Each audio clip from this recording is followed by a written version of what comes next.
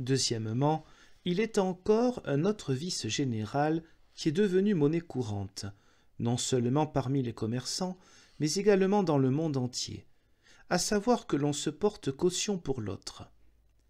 Et bien que cette pratique semble n'être pas un péché, mais une vertu de l'amour, elle corrompt cependant un grand nombre de gens et leur cause des torts insurmontables.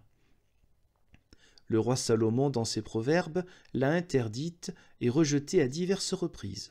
Il déclare au chapitre 6 « Mon enfant, si tu as cautionné ton prochain, tu as engagé ta main.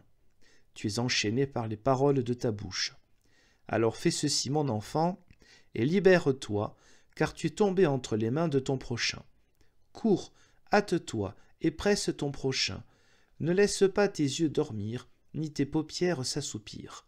Libère-toi comme une biche de sa main, et comme un oiseau de la main d'un oiseleur. » De même au chapitre 20, « Prends le vêtement à celui qui en aura cautionné un autre, et prends un gage de lui à cause de l'étranger. » De même, au chapitre 22, « Ne sois pas de ceux qui engagent leurs mains et qui deviennent caution pour des dettes. » Et encore au chapitre 27, « Prends son vêtement à celui qui en aura cautionné un autre, et prends-lui un gage à cause de l'étranger. » Vois de quelle manière sévère et véhémente ce sage roi interdit, dans l'Écriture, de se porter caution pour d'autres.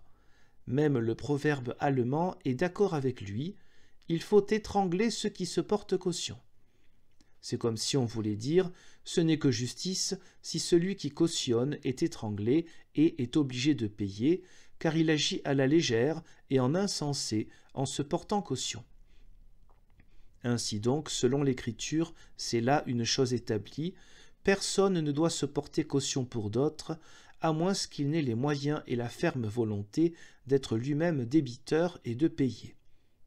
Il semble étrange que cette pratique soit mauvaise ou réprouvée. Qu'il s'agisse là d'une pratique insensée, beaucoup en ont eux-mêmes fait l'expérience, qui, après coup, s'en sont mordus les doigts. Mais quelle est donc la raison pour laquelle cette pratique est réprouvée? Nous allons le voir. Le cautionnement est une œuvre qui est trop élevée pour l'homme et qui ne lui convient pas, car elle empiète d'une façon présomptueuse sur l'œuvre de Dieu. Car premièrement, l'Écriture interdit d'avoir confiance en aucun homme et de compter sur lui. Il faut se fier à Dieu seul. Car la nature humaine est fausse, vaine, mensongère et instable, comme le dit l'Écriture et comme le montre l'expérience quotidienne. Or, celui qui se porte caution se fie à un homme et s'expose corps et biens au danger, sur une base trompeuse et suspecte. C'est pourquoi ce n'est que justice s'il tombe, se trompe et périt dans le danger. Deuxièmement, il a confiance aussi en lui-même et s'érige en Dieu. Car ce en quoi un homme met sa confiance et sur quoi il compte, c'est son Dieu. Or, à aucun moment, il n'est sûr et certain de sa vie et de ses biens, pas plus que de celui qu'il cautionne. Au contraire, tout cela repose uniquement entre les mains de Dieu, qui ne permet pas que nous ayons, fût-ce même l'épaisseur d'un cheveu, de pouvoir et de droit sur l'avenir, et que nous en soyons sûrs et certains pendant un seul instant. C'est bien pourquoi cet homme n'agit pas en chrétien, et ce qui lui arrive est juste, puisqu'il met en gage et promet ce qui ne lui appartient pas, et qui échappe à son pouvoir, mais repose entre les mains de Dieu seul. C'est ainsi que nous lisons en Genèse 43 et 44 que le patriarche Juda s'est porté garant vis-à-vis de son père Jacob pour son frère Benjamin, disant qu'il le ramènerait ou serait pour toujours coupable envers lui. Mais Dieu a bien puni cette présomption. Il le fit tomber et se méprendre, au point qu'il ne put ramener Benjamin avant de s'être livré lui-même à sa place, et qu'il ne fut sauvé qu'à grand-peine par pure grâce.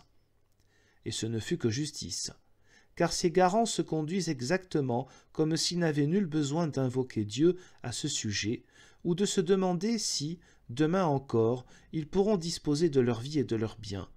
Ils agissent ainsi sans craindre aucunement Dieu, comme s'ils tenaient d'eux-mêmes la vie et les biens, et comme s'ils en étaient les maîtres, aussi longtemps qu'ils le veulent.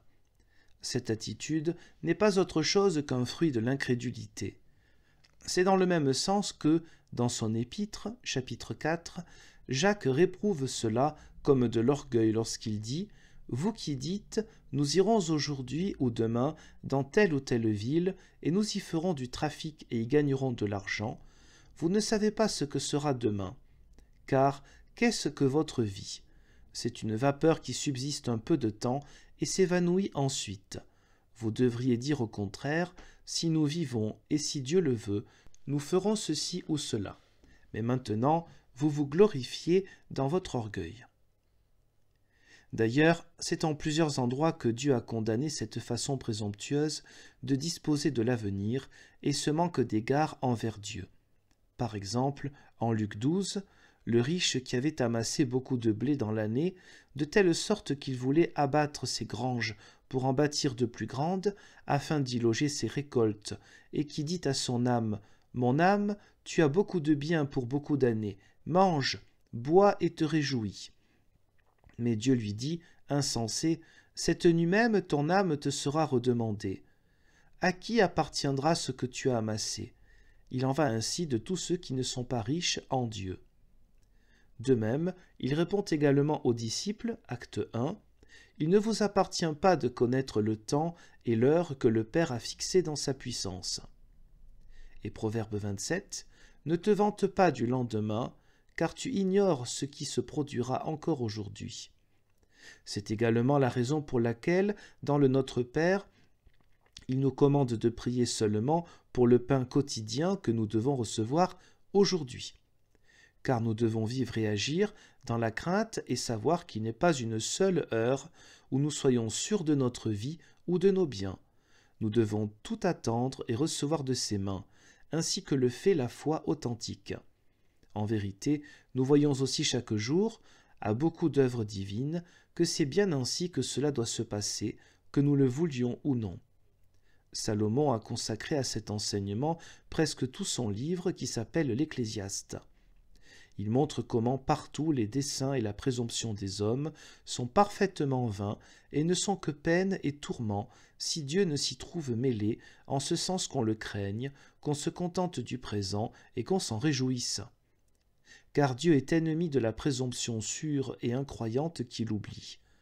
C'est pourquoi il agit contre elle dans toutes ses œuvres, nous laisse faillir et tomber, nous arrache corps et biens lorsque nous y pensons le moins, et vient à l'heure à laquelle nous ne sommes nullement préparés. C'est pourquoi les impies, comme le dit le psautier, n'amènent jamais leur vie jusqu'à la moitié. Au contraire, ils doivent toujours trépasser et périr d'une manière inattendue, au moment même où ils pensent commencer leur vraie vie. C'est aussi ce que Job déclare à plusieurs reprises.